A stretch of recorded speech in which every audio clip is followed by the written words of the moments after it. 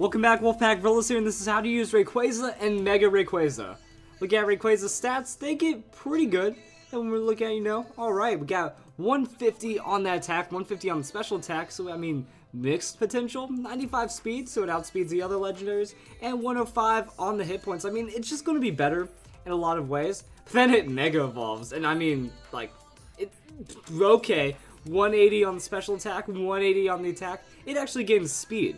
This is why the other legendary Pokemon didn't gain speed, because it becomes too scary. That 115 speed plus a 180 attack or 180 special attack, that's just ridiculous. Looking at its typing, Dragon Flying typing. Well, I mean, at least it's weak against Ice and Rock, right? Unless it Mega Evolves, because Delta Stream makes it to where things that are super effective against Flying type Pokemon, those don't really matter anymore, which means that 4 times weakness to Ice just becomes a 2 times weakness, that weakness to Rock just becomes a regular normal hit, and then it actually gains resistance to electricity in all of this. What? Okay, so then there's the ground immunity that always exists, and the resistance to fighting bug, fire, water, and grass. So it just kind of gets really absurd that really the only way you can hurt a Mega Rayquaza is Ice Dragon and Fairy, but then you also have to think about the Pokemon supporting, and we can look at that in Pokemon Showdown. So first off, I'm just going to note, if you have access to Rayquaza, and Mega Rayquaza is allowed, there's no reason to not use it. It's a Mega Pokemon with an item. Oh, you didn't know about that, did you?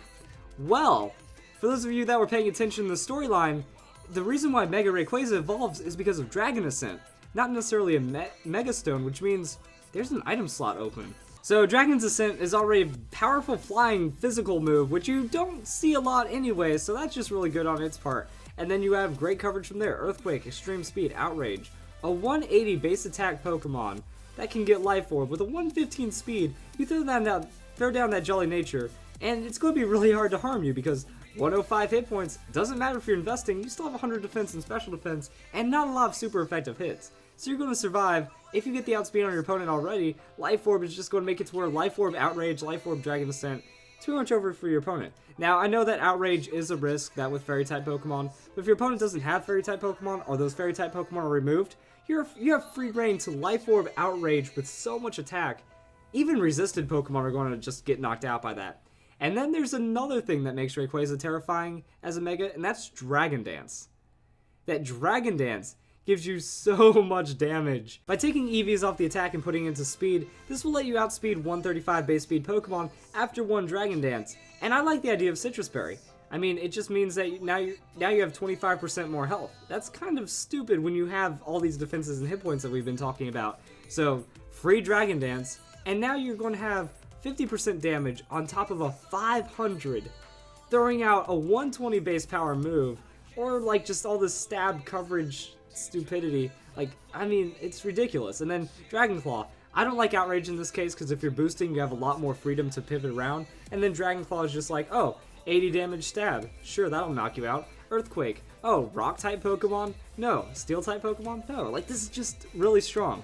You can also run Substitute on one of these sets, which is actually really bad for your opponent if they don't know it's coming. They switch out, they try to throw down status. That's a free Substitute. You hide behind Dragon Dance, and now that means they have to be able to survive a hit just to break the sub, to try to hit you again, to try to get the knockout.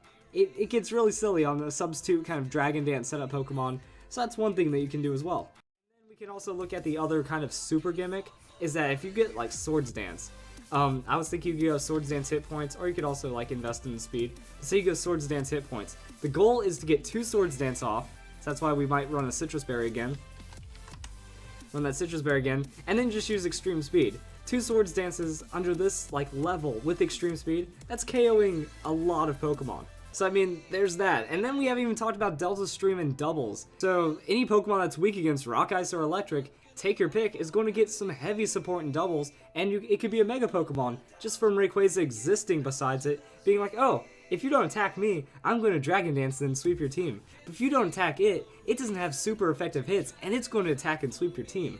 And that's pretty much how Mega Rayquaza plays, so really silly, stupid, strong Pokemon. Because I mean, it's a Mega Pokemon, some of the highest base stats in the game, and then it gets an item.